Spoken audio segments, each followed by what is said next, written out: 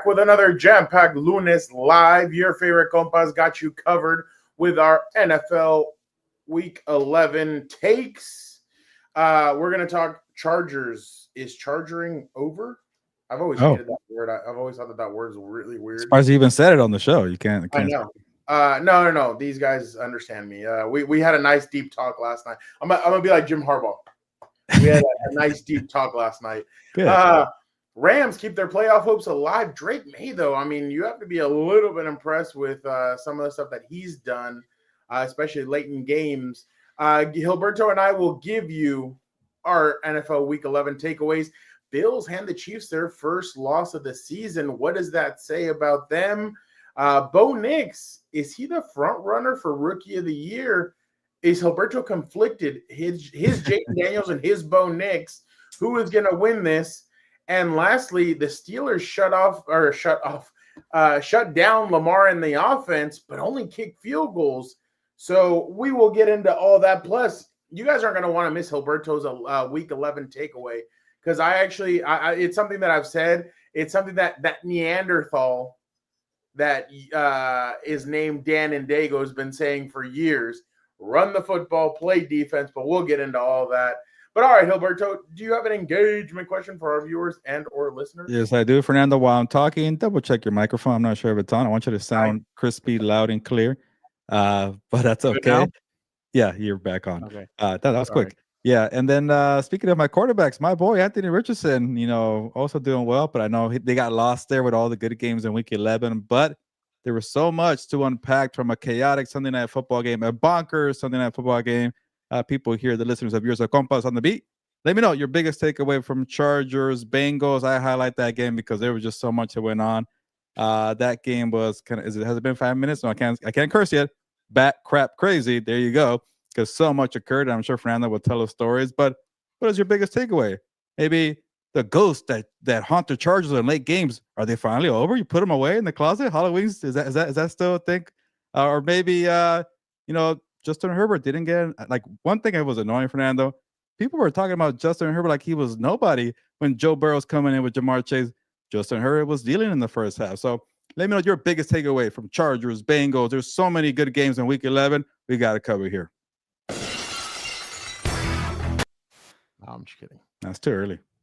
Congratulations to him. They won their playoff game over the weekend. Oh, again. In the semifinals. Wow, just beating up on these little teams. I like it. This guy. Oh, yeah. Do not bring that up. I think that I don't know what's worse. By the way, last week, one of his coworkers laughed when he's like, "Hold on, take me out of this video." He's like, when you said if Herbert got traded, he would follow him to wherever he went.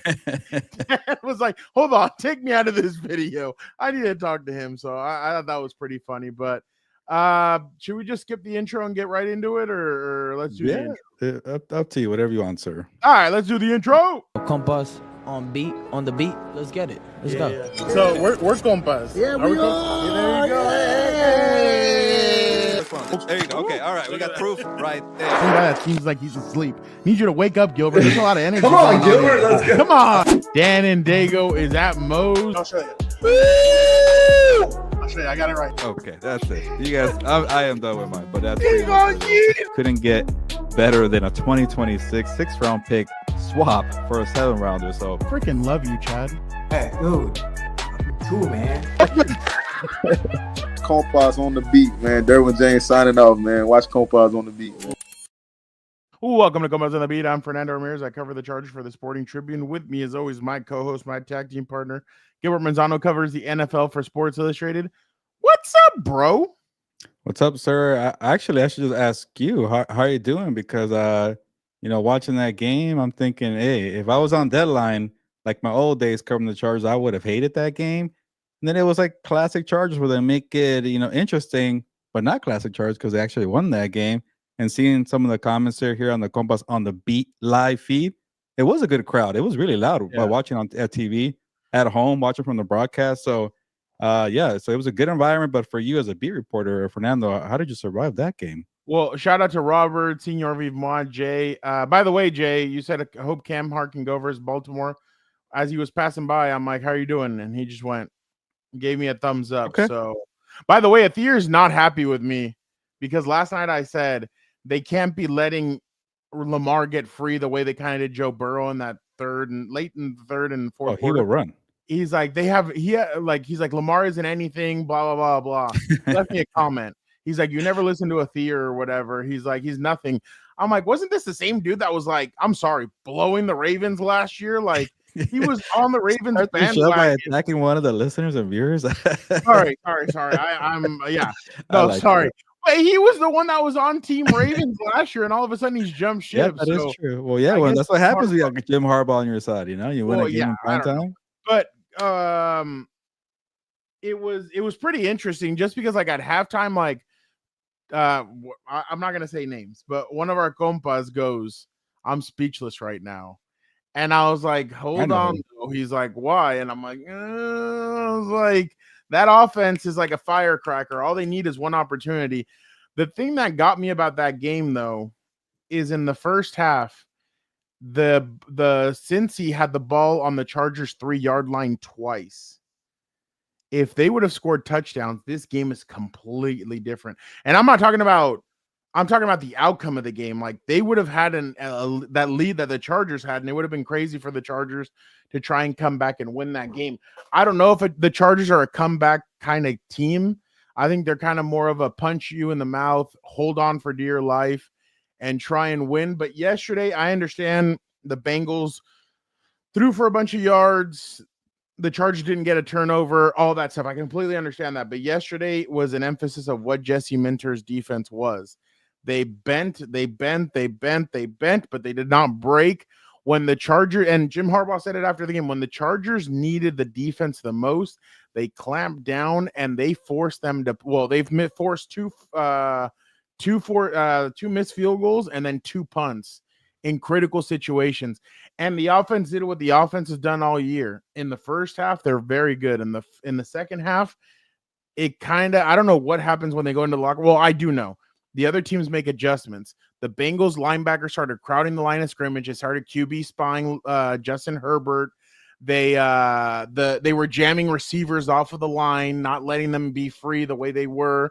So they made adjustments. The Chargers just couldn't really go with those adjustments. Guys were dropping. There was a clear Joshua Palmer should have had a catch. He dropped it. Quentin Johnston had a couple of drops. So there's a lot of room for improvement, but yesterday was the first glimpse of, hey, they finally played a good team. They held on for dear life. They played hard. I don't know about good, but yeah, sorry. Huh? I don't know about no. good, That offense is really good. Good offense. There you go. That offense is really good. So I think that's the best offense you're going to face all year. If I'm being completely honest, the firepower that they have at receiver. They don't play Detroit, right? So we're good. Yeah. They're not playing Detroit. So I really think that that yesterday kind of showed that that Jesse Minter's defense will hold on and they'll play well. Cam Hart's concussion was the reason why I felt like the defense kind of fell off a little bit, just because that dude hits. Yeah.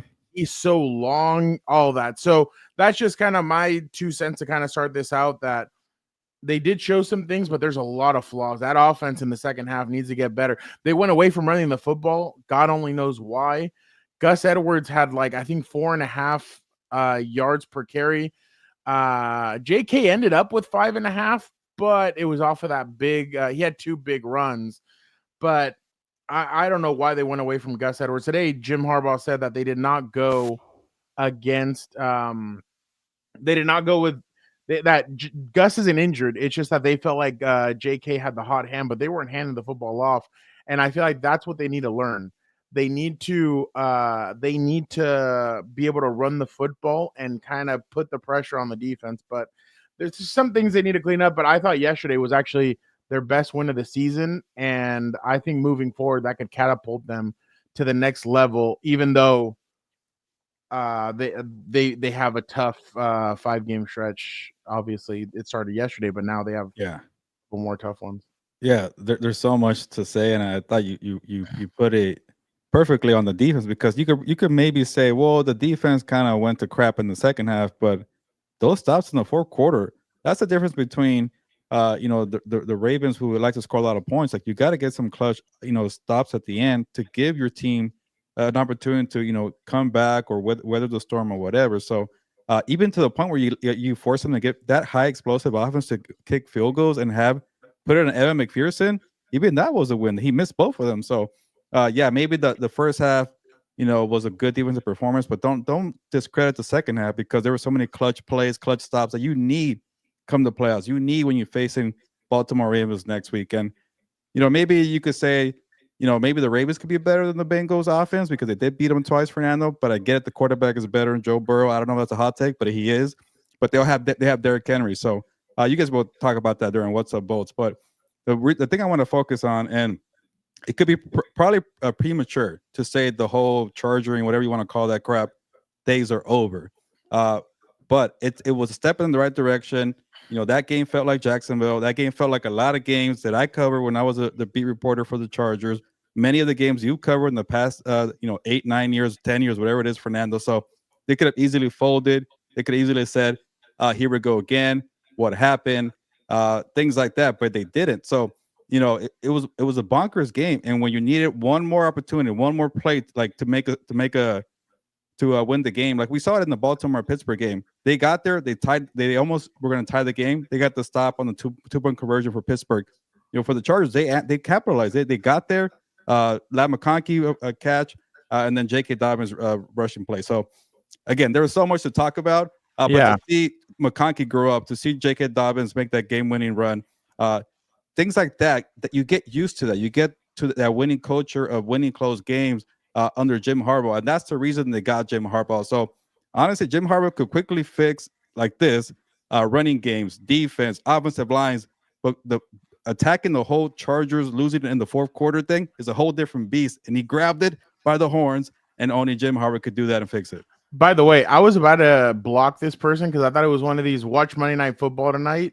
But look at this. Paid ref number 3, $500 for a pass interference, $250 for holding. I accept Cash App, PayPal, and Zelle. Lock in your penalty. Did Kansas City not pay yesterday? What happened, Kansas City? I know, for real. That is actually really good. Paid ref, welcome. I don't know if we've ever seen you before in here. We saw him on a Thursday. At which game it was? I forgot, Victor. But recently there was a controversy. Jorge, you better not be using a picture of me. What the hell is that?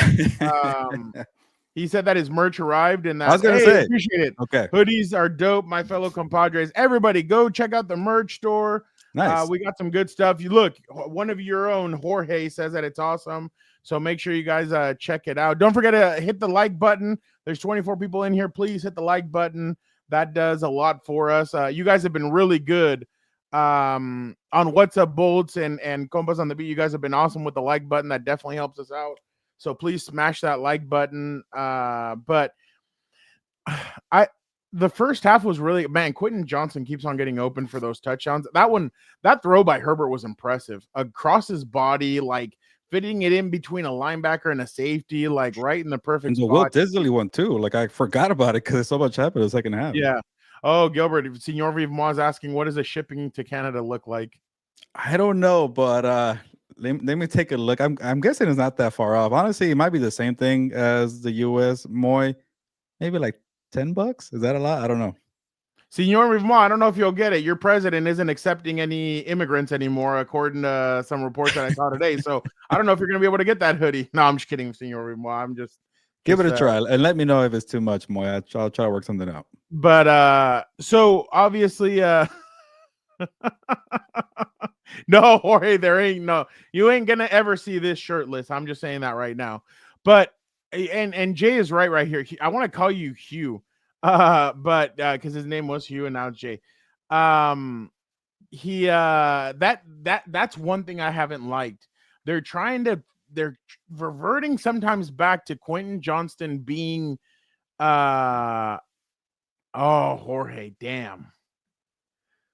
No, I don't know, Jorge. That one actually would be I don't know. Oh yeah, and Robert's right. His both feet were off the field. Like he was in midair when he threw that. And Robert, by the way, I picked the Chargers, so much for that curse, right? They held on. That wasn't my fault. But going back to they can't be throwing jump balls to Quentin. I thought what they were, yeah, Jorge, I am considering it. I thought what Herbert was seeing is that they were leaving Quentin open over the top. And for some reason, either he wasn't getting the speed that Quentin has and wasn't dropping it over the top. There was 2 plays where the cornerbacks did. Every time the cornerback did a really good job kind of to knock it down. But I just, they need to stop doing that. They need to run the football more, I thought. But again, an impressive win. I like you am not, like you said, step in the right direction, but there's still a lot that they need to do. We need to see this to end the season, and then in the playoffs, what happens? You get 27-6, put them away in the third quarter. How about right that? now? Yeah, exactly. Right now, only Compas. Right now, though, they would go to Houston because of the 15. See, this is the crazy they play part. Right now. We'll see how they look. If the Chargers beat Baltimore, they have a 2-game lead now with the 5th wild card spot, because Baltimore would fall to 6-5 or 7-5. They're 7-4 right now. So yeah, 7-5.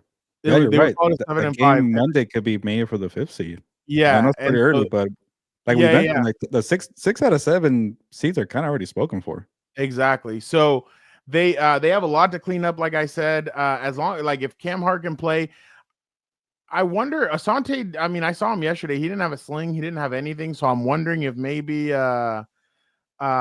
he's close to coming back. By the way, everything that they did yesterday, because Joey Bosa deserved a lot of credit for, I think, yesterday. Oh, yeah. I don't think enough people are talking about it. Consistent 8 pressures and 5 knockdowns. He should have had 4 sacks. Like, there was 4 of them where he had Burrow, and Burrow like got rid of it or threw it backwards or started doing like that. But intentional grounding should have counted as a sack pretty much. Yeah, it should have. There was multiple times where Bosa was getting at him, but yesterday was the first game that Joey played where he played the full game. Thule has emerged 7 sacks in the last 4 games. And then there was another stat that I had. And then you did it all without Senor Vivemont, your daughter. Tell her we say hi. And she says hi to my friends on the radio. Hello. Tell her we appreciate it. But just going back to what we were what I was saying is, shoot, what was I saying? I forgot. But basically yesterday was a long day. Oh, Bose, thank you. But the thing is that they did this all without Khalil Mack, and that was the most impressive part about yesterday. Yeah, he looked pretty involved in the game plan. He was like with the headset on and everything. Oh yeah. And I kind of wanted to ask about that, but Khalil left. I was like, I was going to talk to you. He goes, not today, and he was going in the golf cart with Chief. I was like, damn. But yeah. So and I wrote about this, and I said if Joey Bosa, who, let's be honest, in the past has been a pessimist. Like, he's like, every time I see something like this happening, I'm like, oh crap, here we go again. So if Joey was kind of the one that is buying in and he's like, this feels different, then, and he's the longest tenured Charger right now. So he, if he feels like something's changing, I mean, that means it's. I thought it meant something a lot too, Fernando. Your video with Deion Henley, where he said it's a different team. I'm like, this guy's been around for like only a year, and he's saying it feels different because I think people know, the past mistakes, the past failures, the reputation this team has. Like, he wants to go in there and fix it. So even the veterans have, actually felt the pain over the years, and even the newcomers want to fix it. I think that says a lot. Like, I think Brandon Staley tried that approach to not keep it hush hush, not talk about it. He wanted to attack this so-called curse here, and he didn't really go about it the same way. But Jim Harbaugh, who's been around the franchise, was a quarterback, knows how to rebuild projects, he knows how to attack and change things quickly. I think that's maybe the best approach. Like, don't be afraid from your past mistakes, learn from it. And I really want to say what happened is like a full cleanse. I told your brother when I was giving him crap yesterday in the group text, like, you need a game that was just bat crap, or I can say it now, bat shit crazy. A bunch of crap occurred to have a full cleanse, to get all the past failures out of your system, and finally move on to this Jim Harbaugh era. And I'll say it again for now because he keeps proving me wrong. I kept saying 2-year plan for Jim Harbaugh, but he's light years ahead already, fixing the running game, fixing the defense, and then this one game. You don't think it meant a lot for this franchise to, meet some demons, face them in the eyes, and said, "See you later. We're going to win this game here." Obviously, you're rushing it, but to be 7-3 and fix a lot of these things that were pretty bad a year ago, I think it says a lot about him. No, I completely agree. I just You're going for a reason. I want to hear it. I would just wait. Like, yeah, I get it. Like, I also feel like yesterday was kind of a bit of a turning point, but at the same time, they also need to how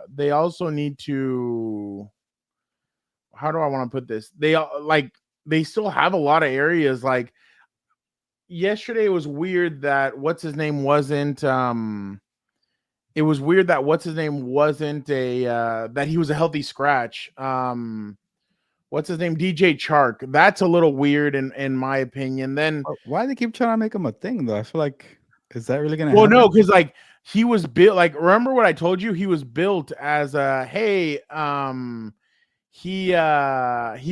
was billed as, we don't need to go get anybody. We have him. Like, we have receivers, we have guys, and they ended up not.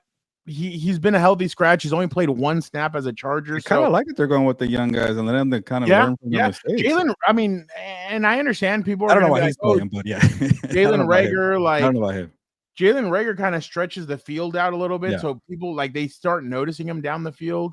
They're going with Darius Davis, but I do feel like you kind of do need a DJ Chark in a sense. Like, for the stuff that I've seen in the past, maybe he's not that player anymore.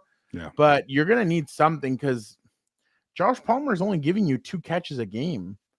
Yeah, he's a distant it's third. Literally, he's gonna be the number 1 wide receiver. He's not that. I know. It's literally Ladd McConkey, Quentin Johnston, and Will Disley giving you everything on the.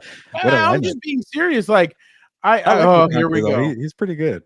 Here he is. But Athier is here. But yeah, I just and we'll move on to it. But I'm really interested to see what they do moving forward, because they're gonna play good teams. I'm of the you saw that stat about whenever a team plays the Pittsburgh Steelers, they lose the next week. Oh, it's kind of like the Detroit stat. Yeah, there you go. So but it's also a stat when the Ravens lose, they're pretty pissed off and destroy the week after that. But yeah, no, that game on Monday is gonna be crazy. Like, did the Chargers use up all their Did they use up all their like everything on Sunday? Are the Ravens going to be pissed off, or are they kind of that defense is really bad? Even though I know that they stopped Russell Wilson yesterday, or they slowed him down, but that defense is still pretty bad. I don't know. This Monday is going to be really interesting. Well, you're leading into my takeaways because I do want to we'll get into that. Last thing before we go, when we move on, I wanted to share this. Today is friend of the show, because I mean we've interviewed him before. Deion Henley's birthday, but look at what Jim Harbaugh texted him. Happy birthday, Deion! Congrats on punching your ticket to another trip around the sun. Sunglass emojis 100%. Happy birthday. Make it a great day, a great week, a great month, and a great year. Also, keep attacking each day with an enthusiasm unknown to mankind. Nobody does it better. Bolt up. Enjoy, Jim. And then I think it's a gif of the sun going, of the earth going around the sun. I will save all those messages and screenshot them, or just make a book out of it. I would never delete those text messages. Did I ever tell you what Deion? It says delivered from Deion, so I wonder what Deion had texted him before. That'd be interesting. Did I ever tell you my Evander Holyfield story? Ooh, I actually do want to hear this. I might have told you this, but when I used to work in Las Vegas and I got an opportunity to interview Evander Holyfield, the real deal Holyfield.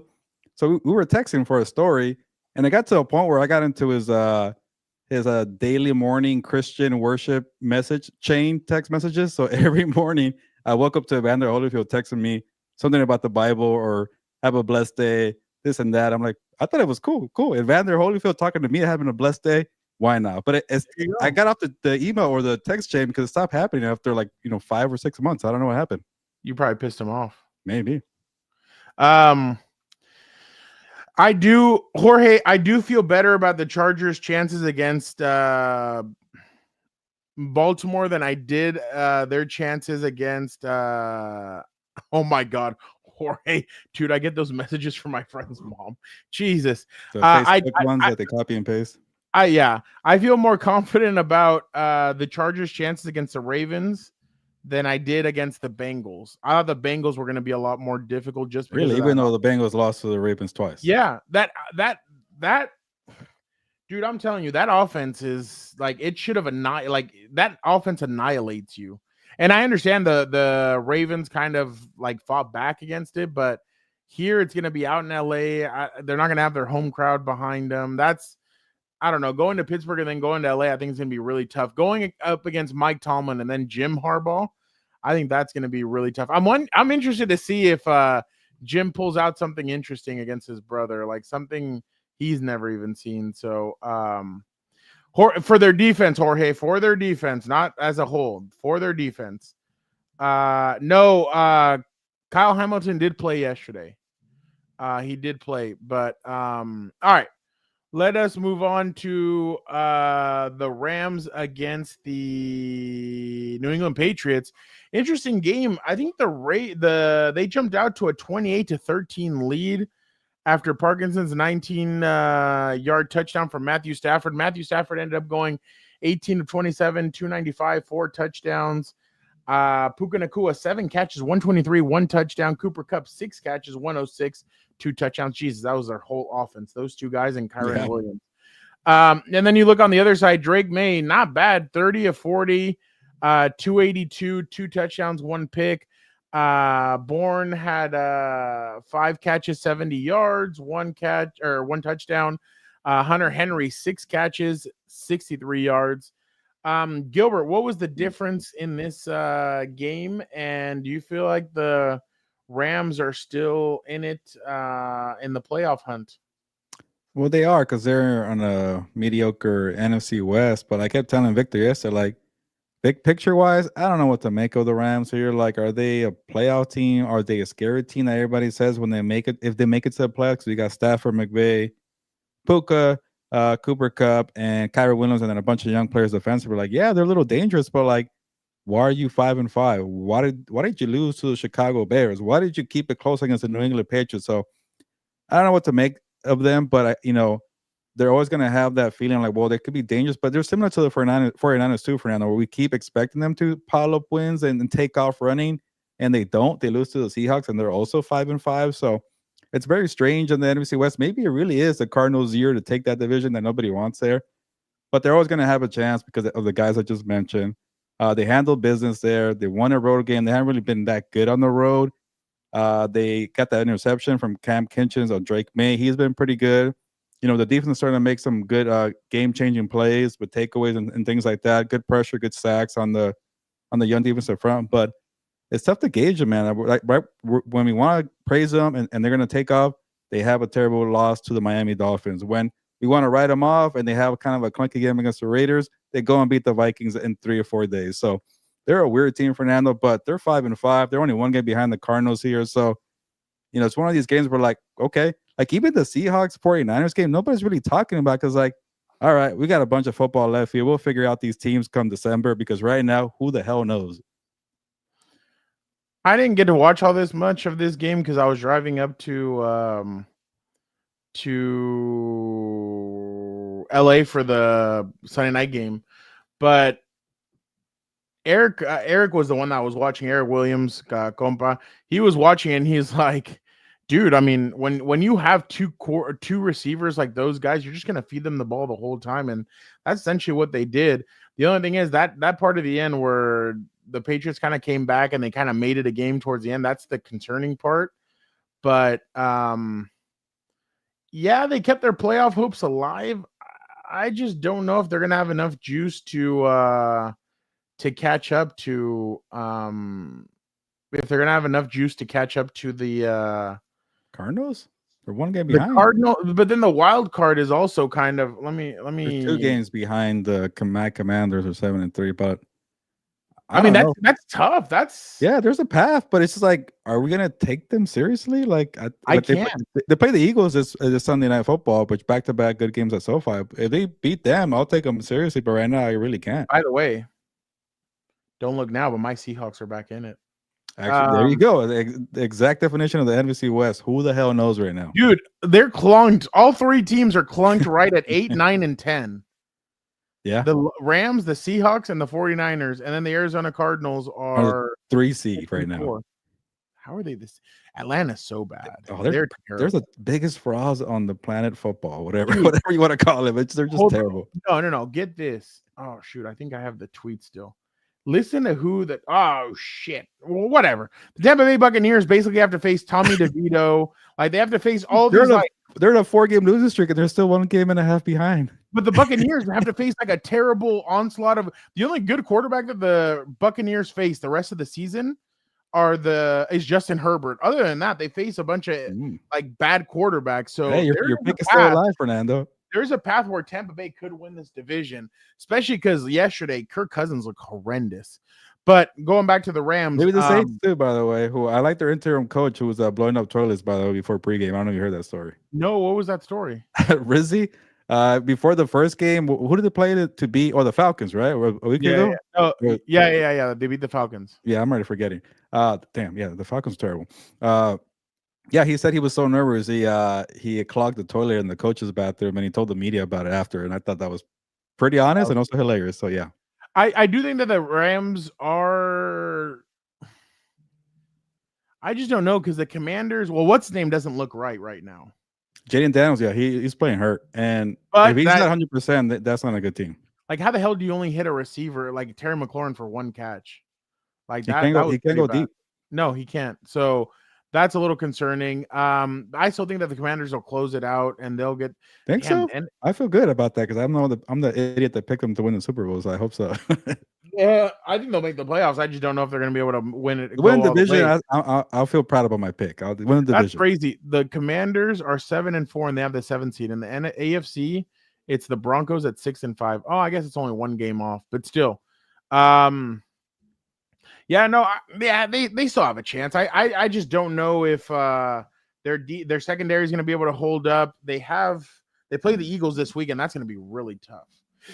That might be an L. Then they go to the Saints, which they're kind of showing that they're going to be a tough out. Then the Bills come here. Are you going? Oh, you're not going to be able to go to that Bills game. Damn, I would totally go to that game. Rams Sunday, December 8th. It'll probably let me see. December 8th NFL schedule. What's the Sunday night game? Because that should be the Sunday night game. Oh, Chiefs and Chargers. Never mind. That's not going to get moved. But hey, see you later, Athir. Don't worry. Come to What's Up Bolts on Wednesday, and we'll talk more Ravens and Chargers for that one. Appreciate you, Athir. But yeah, I still feel like they could definitely make it, but we'll see.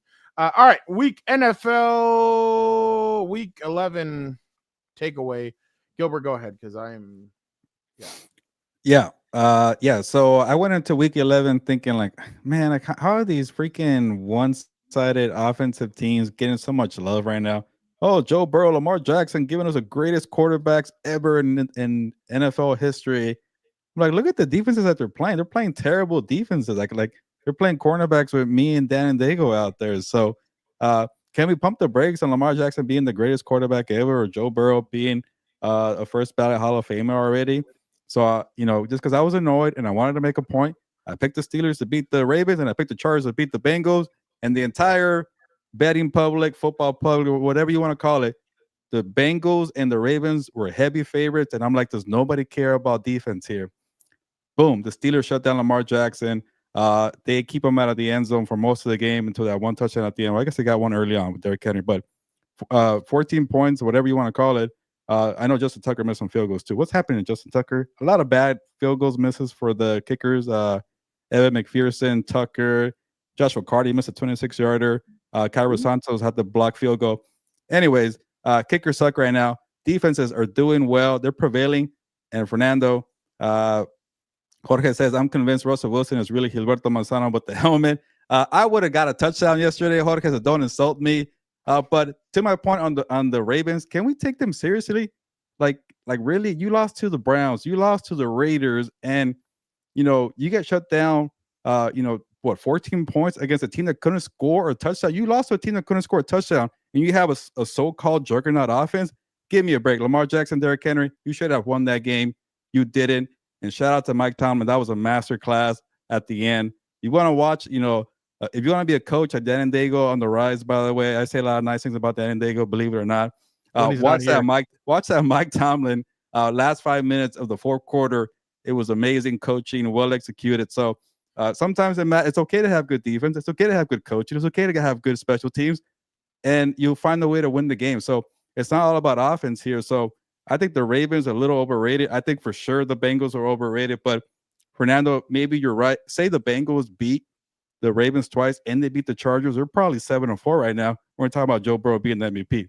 So I think they could be 9-2 right now in the one-score games. Even they would have beat the Chiefs. By the way, they would have beat the Patriots. So yeah, you're right. So all I'm saying is like the Ravens, the Patriots. Yeah, the last time too. Jacoby Brissett. But at some point, if you're not winning these games, you're not good. I don't care how good your offense is. But the point is, Fernando, I think the game coming up on Monday, if the Ravens lose, they're probably the fifth best team in the AFC because they don't have a defense. The Steelers do, the Bills, the Chiefs, the Chargers. Boom, you got to have more. I agree. What is your 40 time? My 40 time? That's what Jorge's asking. I don't know. I haven't. I never clocked it, but I did. I think I did like 11 seconds in the 100 miles. Oh, sorry, 100 miles, 100 meters. That's funny. Biden is ownership is going to be the reason why the Bengals will not win a Super Bowl and will continue not to win a Super Bowl. And I mean, Uncle Joe has covered them. We know other people that have covered them, and they all say the same thing, that ownership is cheap. I mean, Jamar Chase is taking a shot at the damn kicker, saying, well, that's why we pay him so much money. He didn't choke him, right? Like Deebo Samuel.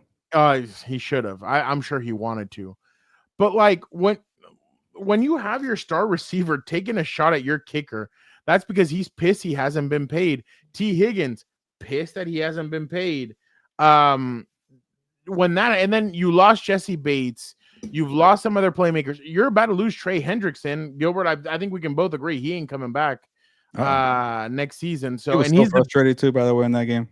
I think he was not only frustrated about the result, the kicker, but he was also kind of, I think, pissed that I think he only had half a sack, if I'm not mistaken, or like one sack, and it was at the beginning of the game. Like Rashawn did do really well against him. I mean, he got some pressure, but I thought Rashawn actually did a pretty impressive job against him. Jorge, you guys want everybody that the Bengals have. I see T. Higgins come in. I see Hendrickson. Like, nah, just chill out for a bit. But did you see, by the way, Hendrickson's reaction to one of the missed McPherson field goals? He's like this, and he's like, "Oh yeah, I did see that. Yeah, I did." But how many years haven't we seen that Gilbert from the Chargers? That's what I'm saying. Like, it's not until they got serious and they hired Jim Harbaugh that fortunes have changed. Yeah. I don't expect Zach Taylor. I know everybody's thinking, oh, Zach Taylor's going to be fired after this year. Maybe they'll go get Bill Belichick or Mike Vrabel or one of those. They ain't doing that. They held on to Marvin Lewis for 20 years, I think. Oh, yeah. They're not going to, or something like that, like 10, 15 years, whatever. Yeah, they're not going to fire Zach Taylor. They're going to try and do other stuff. Maybe they'll fire the defensive coordinator. Maybe they do other moves. But the thing is that the Bengals have to rely on drafting well. Oh, Jason Garrett to the Bengals. They need to leave Jason Garrett where he is, and he's bad at his job now. But I was gonna say, I already told you, right, what my sneaky suspicion is on who the head coach is going to be for the Cowboys. Deion Sanders? No, Kellen Moore. Oh yeah, you did say that. The prodigal son returns. I don't think Cowboys fans are like that. They're too annoyed with his play calling. I know, but it'd be so funny. Charger fans still have a bad taste in their mouths over him. But their ownership is so bad, so inept. They don't pay guys. They make them wait. They make them they waited until Herbert and everybody else got paid, and then they paid Joe Burrow. They're making Jamar Chase wait, which I don't know if you saw that video of Derwin James. He goes up to him. He's like best receiver in the mother effing league. And he smacked him twice in the chest. He's like, you are the best, dude. He's like, nobody is better than you. So obviously, I mean, somebody like by the way, did you see that play? T. Higgins had that ball in his hands on the Hail Mary. Oh, yeah. And Derwin came out and I didn't see it until this morning, and Derwin came in and punched it out. I caught it on the broadcast. I didn't see that. I was already starting to like head downstairs as soon as that happened. But I just think that the Bengals they have not gotten them an offensive line. They need to depend. So that's what I was gonna go with. They need to depend on hitting on all their draft picks because They're not really good at that, by the way. yeah, and that's the thing. They're not good at it, but they need to hit on their draft picks. If they don't, they're not going to go get free agents. The one guy they went to go get in free agency, Orlando Brown, can't even play. He's been hurt. So yeah, I just I just don't see this happening for them. So I know everybody's really excited. I think Dante had a stat yesterday, but by the way, he was on the show for like a couple. Don't worry, nothing. Well, no, he did have a beer can on there, so yeah, I expelled him off of that one. But I thought I was muted. But I think he has a stat where a quarterback that goes to the Super Bowl for their first time, if they don't win it, they never win one in their career. Really? So I think that was a stat that he had, and I saw it. But you're saying if you make it, you lose the first time, you won't go back and win it? Yeah, you'll never win a Super Bowl after that. I guess like Dan Marino. Yeah, I think there's a stat like that. I just don't remember. Again, it's a guess or whatever, but I'm so sure I'm going to give somebody with that name a shout out. Well, shout out to you, individual. I think that's why are you going all caps? I'm not yelling at you. Bill Belichick linked to the Cowboys, according to Adam Schefter. He's one of the top considerations for Jerry Jones. Oh yeah. But yeah, that was my take on. I just don't think they can do it, Gilbert. When you have ownership like that, I just don't believe in them. Well, look at their defense. Like they're such a top heavy. They're not even top heavy. They're just two guys. Well, I guess three guys. T. Higgins was pretty good yesterday. He's just been hurt a lot, and you can't. And Trey Henderson. Okay, four guys. Did you see the hit that Denzel Perryman laid? I didn't think he was going to come back after that one. Yeah, I know, right? Like I shouldn't say this, but yeah, his back was not. He got his back blown out. There you go.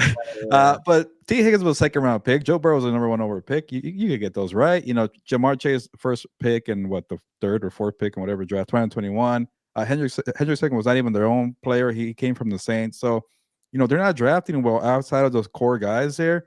And now you're going to waste a amazing prime year from Jamar Chase and Joe Burrow because you don't have a good roster around them. So it's unbelievable. Some of these games that they're losing from, like I mentioned, they beat the Chargers, they beat the Ravens twice. Maybe they beat the Chiefs, maybe they beat the Patriots. Like they're in first place right now, maybe with the Bills. So that's a beautiful thing about football. Like if you don't win these close games, you could, you know, your season could either be very good or really bad. But you're not going to win these close games with bad defense. Yeah, I completely agree with that. But I mean, we'll see what they do. But like you said, they're just not good at drafting. They're not good at any of that stuff. So we'll see. But all right, real quick, Bills and the Chiefs, their first loss. Did the Bills show you that they could finally break through and beat the Chiefs in the playoffs, especially because they were missing two key players in Dalton Kincaid and Keon Coleman? Yeah, you know, I won't crap on the Bills and say show me in the playoffs. Like I get it. You know, they've beaten the Chiefs the last 4 times in the regular season, but the last 4 times in the playoffs they haven't beaten them. That's all I care about, to be honest. But to score 30 points in that defense was impressive. To do it without Keon Coleman, without Dalton Kincaid was impressive. Having that nice run for Josh Allen. By the way, Jim Nantz, it's not the play of the year, okay? Like slow down. I get Josh Allen had a nice run to win the game, but I couldn't believe he overreacted. The year. And then he had to go and double down, like, yeah, it's better than the Hail Mary of Washington. Like, you had to crap on Jaden Daniels moment to prove your point. It was weird. It was kind of Tony Romo. He's been hanging around with Tony Romo too much, so he got too excited.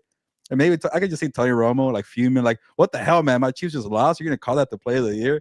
That'd be pretty cool if you would have got the camera there. But anyways, yeah, it was big for the Bills. It can only help you. It cannot hurt. You might get the number 1 seed. You got the tiebreaker head-to-head there with the Chiefs, so you go down that road. You get a confidence booster. It didn't matter last year. You still got them in Buffalo last year. It didn't matter. So I'm trying to find ways where this is going to benefit the Bills. But hey, you were beating up on a bunch of bad teams. You're in a crappy division. You kind of needed this victory here to show us you're not a pretender or a fraud, like the Ravens a little bit to me. But they're a complete team. They have a good quarterback. They have good enough defense. Sean McDermott still scares me in crunch time. But hey, they took it to them yesterday. And to the point where Taylor Swift was scared to go to Buffalo. So good atmosphere, good environment, good defense. credit to you. Just show me again in January, and maybe I'll take it seriously. Like Fernando, like if you look around to all these media publications, like who really picked the Bills to win the Super Bowl? Not many people, because nobody believes in them because of the past season failure. So I just don't know what I take away from this besides the confidence booster for the playoffs. No, I completely agree. I thought the Bills defense really like showed guts, and they were able to take it to them. I mean, they weren't nervous about DeAndre. Is it me? Am I overreacting if I say DeAndre Hopkins just doesn't look like he fits with kind of what these guys do? He got 29 yards yesterday, man. You're not off. I mean, he had 2 touchdowns against the Bucks, but Yeah. I don't know. And the thing is, Juju Smith-Schuster and DeAndre play the same inside. So I just don't know how all that is going to work. So I don't know. And then they started feeding Worthy, and then at one point Worthy kind of went away. So I think that's the biggest problem for him. There's not chemistry between Mahomes. yeah, and they Worthy. don't have chemistry. Everybody's relying that Pacheco's going to. By the way, I think what's his name is kind of run out of gas. Kareem Hunt. Yeah, I think I guy's gonna have a bigger game, and yeah, they missed I think he's Pacheco. running out of gas. I think Pacheco will be fine when he comes back, but I would just slow down with everybody thinking, oh, Pacheco's going to come back and that offense is going to be clicking. I would wait a little bit just because it's going to take Pacheco a bit. They have to like kind an of get easy going, schedule. but They're probably gonna let them cruise for a month, and we'll see if they win the number 1 seed. But my hot take would be they lose in Carolina this Sunday. get the hell out of here! we After a imagine that? loss, Oof. well, That'd be yeah. fire. Then they weren't What's talking his name? about epic collapse, but- Running back from Texas is going to run all over them. Jonathan Brooks. Jonathan Brooks, who hasn't played in a year. Yeah, I guess. know. You know, Now when you got Chuba Hubbard there, or Chuba Hubbard. I'm interested to see if they upset them. Holy, because then next Sunday that Sunday for the Chargers turns in for a divisional game. If the Chargers beat the Ravens, turns into a division. But I don't know. Yeah, Hunt has had the most carry. Thank you for that, Vic. They're gonna utilize them till Pacheco's back. Yeah, exactly. What does it tell me? I don't know what it tells me. It's the regular season. I'll be the asshole and say it. I need to see it in the playoffs. I can't just see it in the regular season. I need to see it in the playoffs. I am tired of in the regular season we're like, okay, yeah, they're doing well right now. They're going to get into the playoffs and they're going to be able to do it. They're not. I mean, until I can see it. That's why I can never knock the Chiefs off of my number 1 on the Compas power rankings, because I haven't been able to see it. I haven't seen it in the playoffs. You're not gonna rank on number 1 again, are you? I am. Yeah. What the hell? The Lions just dropped 52 points. But yeah, it was a crappy Jaguars. Jaguars. 1, 2. I'm nervous about the Lions, by the way. How? What did you see last week that pissed you off? I'm wondering if they're peaking too early. I guess you the never way I wanna look at it is like early. they're just dominating bad teams. There's nothing wrong with that. It's like one of those powerhouse college teams just crushing teams. I don't know. I don't know. I just Man, you think they're scoring too many points at the wrong time? no. I just feel like the injuries are going to start mounting for them. They have a bunch of injuries right now on the defensive side of the football. And hey, the one place that they can't afford to lose players is on the defensive side of the football. So that's kind of my thing with them. But no, and honestly, I still think that the Chiefs are going to be fine. The chemistry is just off for me. So I need to see more from them with that offense and see if they can build it. But I just don't believe that Pacheco coming back is magically going to make them better. Travis Kelce is not who he was or has been. I thought Travis Kelce actually looked pretty bad in that game, if I'm being completely honest. Didn't we say this last year too? And then January came around and they were better. No, Kelce was a couple of yards away from 1,000 last year, and so he didn't hit it. But I guess, I don't like. I want to find a different team to support in the AFC, but I don't still believe in the Bills. Am I gonna trust Russell Wilson to beat them? Probably not. One-sided Ravens, no. Chargers, go ahead and beat them then in KC, and then we'll talk. But we'll see. Anzalone is out 6 to 8 weeks. Yeah. Who's that? Anzalone, Alex Anzalone. Oh yeah, from the Linebacker, Lions. Oh, we got streaming. Oh, here we go. Here goes this asshole. It's almost Monday Night Football. That's hold on. Let me block him. But yeah, I mean, we'll see what happens. But yeah, this doesn't show me anything. Gilbert, are you impressed with Bo Nix after he throws for 4 touchdowns, and has he entered the offensive rookie of the year? There we go. He was saving this one. Vic was. Bo Nix is no good. All his touchdowns are swing passes and screens. Sean Payton has simplified the offense. That's exactly what Dan says about Patrick Mahomes. Oh yeah, get the hell out of here, Robert. You know you're not wrong, but I'm not gonna discredit the kid for being able to, I guess, comprehend a complex scheme. Like, Caleb Williams is not doing this. Like the simple stuff goes a long way too. Like Anthony Richardson wasn't doing the simple stuff well. Like even like Drake May could use some of that. I don't mind. Good timing, good chemistry with your receivers, making the smart play. Let them make you look better. Lean on the coaching. Like, what is so wrong about that? To be a game manager in the rookie year. So, I don't think the Falcons are anything special. So I'm not going to take anything away from it. And maybe I'll call out my people at work. But the tweet they had from my star was a little aggressive. I don't think I said that Bo Nix would be the best quarterback in the rookie class, but I think he deserves to be in consideration for offensive rookie of the year because Jaden Daniels fell off. And is it wild to say he's the second best rookie quarterback? Like Caleb Williams was okay last week, but he hasn't done more than Bo Nix. Drake May is, he just started playing, but he hasn't won the games that Bo Nix has. Michael Penix Jr. hasn't played, and obviously JJ McCarthy's hurt. So is it wild to say he's number 2 and he's not that far behind? So I'll give the kid credit, but people like to overreact to Bo Nix for some reason, maybe because Sean Payton is such a confident guy and a little braggy. But I saw it in training camp. He's gonna need some time to develop, and he's not rushing throws anymore. So I got to give him credit for that. He's improving. It's not special, but to improve, maybe you could take that nowadays with these young quarterbacks. Who's a sneaky team that I have for T. Higgins is the Broncos. Yeah, maybe it could work. He's been using Sutton pretty well, and Sutton's kind of a similar player. Obviously, T. Higgins is better, but they're similar players, big body type. Yeah. I need to see them beat a better defense. I've been telling you about the Falcons defense all year. I don't believe in them. So they're 2-4 in the AFC. So the Broncos. The Broncos. So until they can beat their own conference, I'm just not going to believe in them. They got beat down by the Ravens. They don't have a bad schedule. Like they still play the Chiefs, they still play the Raiders, play the Chargers one more time. So that'll be interesting. But yeah, just I'm still not. You think they make the playoffs? You think maybe the Colts get in now? Wait, what'd you say? You think they make the playoffs, or you think maybe the Colts get in? Maybe the Bengals still get in? What do you think? I can't believe in the Colts. I can't believe in the Bengals. I'll say for right now, the Broncos do make it, but I'm still count not for something, Yeah, no, and especially because the playoffs really. Yeah, no. I completely agree. Something tells me that they're gonna choke it away, though. Something tells me they're gonna choke it away. I don't know. Last one, Steelers beat the Baltimore Ravens. Gilbert, just real quick, because I know Monday Night Football is about to start. Thoughts on it? And is Mike Tomlin the top candidate for Coach of the Year? I don't believe he will be because they'll go with something else, but I truly feel like he is the Coach of the Year. If Dan Campbell gets it, I won't be mad. He deserves it. Like he to do what he's done with that franchise. I get it. It's only a 1-year award, not 3 or 4 years, but Dan Campbell, show him some love. But Fernando, I started thinking about this a year ago. People thought Mike Tomlin was stale. People wanted to change from him, that he's too conservative. I called him out too for being too conservative, not taking not enough risk and chances. He's doing that this year by getting the 2 quarterbacks, Justin Fields and Russell Wilson, and have a quarterback battle. Get rid of that. To pulling Justin Fields when he was 4-2 and going to Russell Wilson.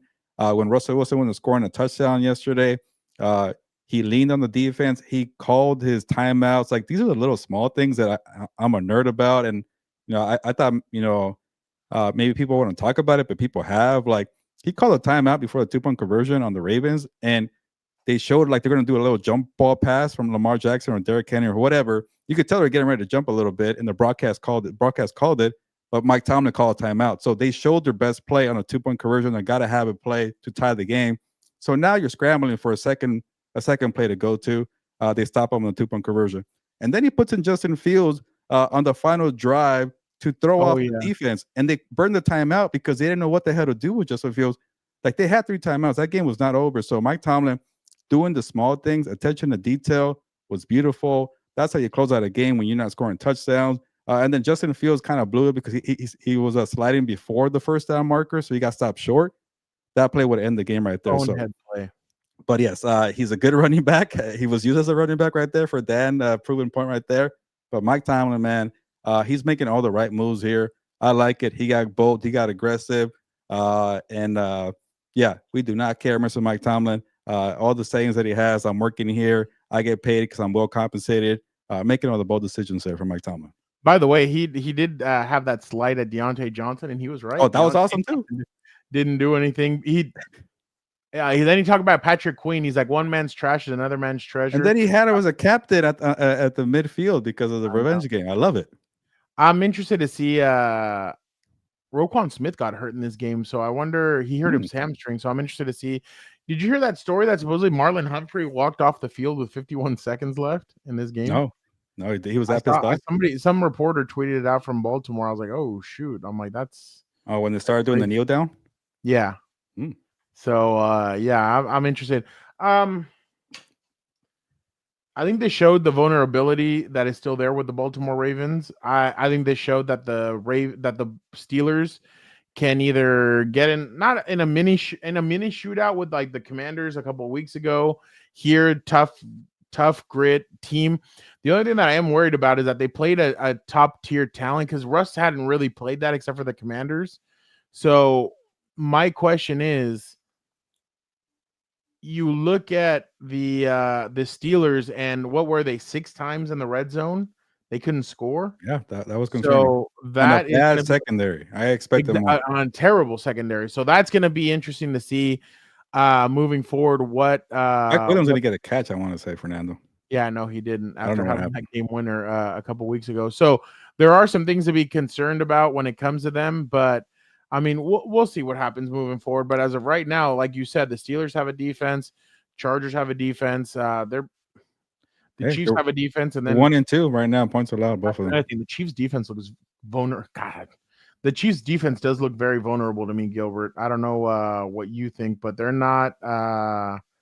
They're getting. They're not as good as they were last year. So, and they're asking McDuffie to do a lot. But it's kind of like that argument, and I know we've gotten to this point where it sounds funny for Patrick Mahomes, but you know how the teams without quarterbacks have a good defense, and you're asking your defense to bail you out constantly, bend, don't break, and then eventually they're going to break, and that's kind of what happened in that Bills game. So, again, credit to the Bills, but pressure on Mahomes to finally figure it out.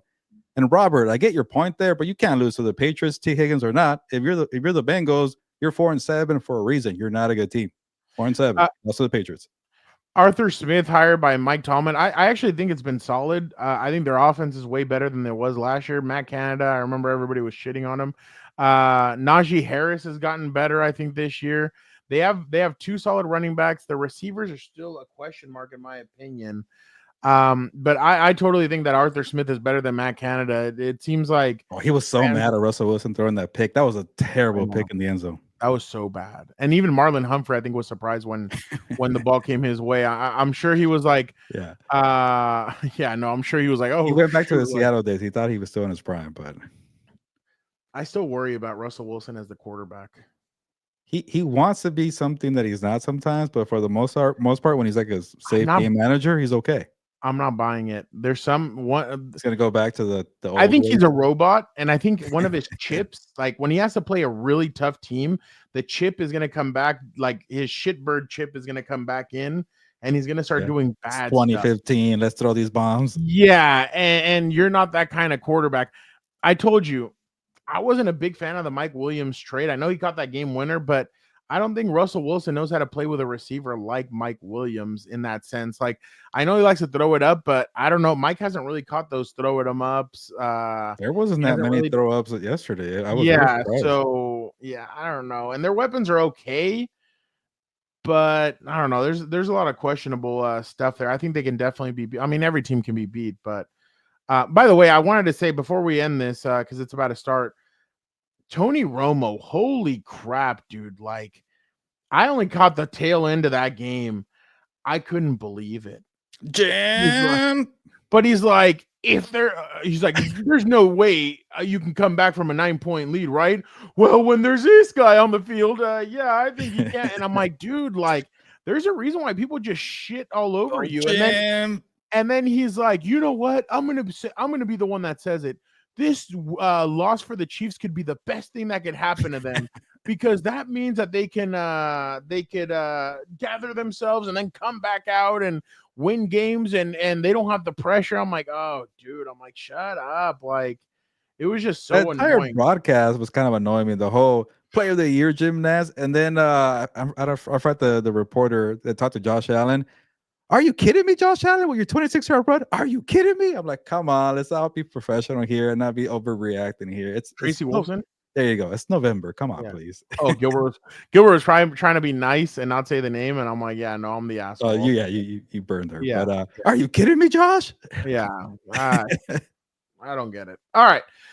We appreciate you guys so much for jumping on another episode of Compas on the Beat.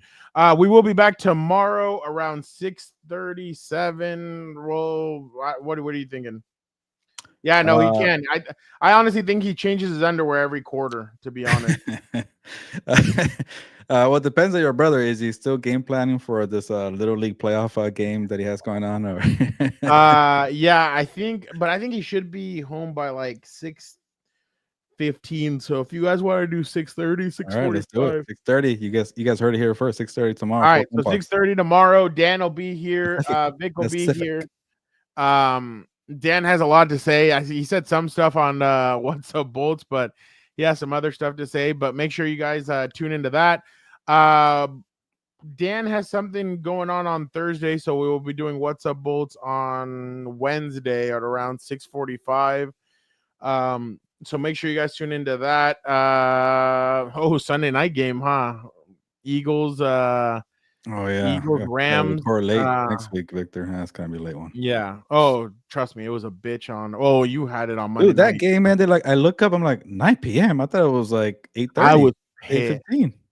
We started recording at like 10:45, like 11, something like that, like 10:45. No, we left the stadium at 10:30, and we actually got down here by like we were dropping off Eric at like 12:15. So I kind of. In one of those, I looked down. I'm like, oh shit, I'm going 95. I'm like, I need to relax it a little bit, but I drank a Celsius before we jumped on the road. So there you go. But all right, appreciate everybody for jumping on. So don't forget to watch everything on Compas on the Beat. This week it's Steelers Browns. Yeah, Thursday. Ugh. Oh. Did you cry on Thursday on the live stream last Thursday or no? Were you sad? Commanders. Yeah. I was annoyed. I didn't cry. Yeah. I'm new. This is my new team, so Tyler Dragon is gonna cry on. You're not attached there. You're gonna be there. If the Chargers beat the Ravens, everybody has to watch out. He will not be in a good mood. But I don't know. That game's gonna be really. Screw. Like I said, the Bengals are not good, so Tyler should not be surprised. I know, for real. All right, we appreciate everybody for jumping on. You guys are amazing. Thank you guys so much to everybody in the chat. You guys are the best. We will see you guys back here tomorrow at around 6:30. So make sure you guys tune in. Hey, everybody, smash the like button, please. It helps us out. Hit the like button. Don't forget to check out the merch shop. We have hoodies. It's starting to get cold. By the way, I got some compliments out in Holtville. I was out in El Centro, Mexicali area for Dan's game. It was a 2-hour drive, but I had my hoodie and somebody asked me, they're like, Compass? What is that? And I'm like, oh, I like them. They were like, oh, they're like, oh, okay. Like, I'm like, huh. I'm like, oh yeah, it's our own. We have our own show, and like a bunch of people like followed us and stuff. Well, they said that they subscribed. So I took by the way, I did a cooking class on Saturday. That's when I was sending you all those pictures of like the ham and the duck and all that stuff. Yeah, look at that. And so we got 2 subscribers out of there. 2 people because I was wearing the hoodie again. So you weren't on YouTube watching a video cooking. You were actually in the class. No, I was in a class. Yeah. Yeah, we were smoking meat today. You know who else goes there? Jim Trotter to that place.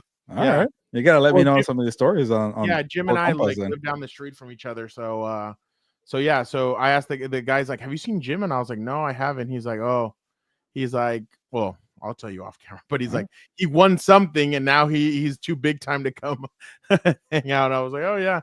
But all right. We appreciate everybody so much. You guys are amazing. Thank you, Jay, for that. I couldn't believe Lincoln survived that game. But this Saturday, Lincoln and Cathedral at Snapdragon. That'll be interesting.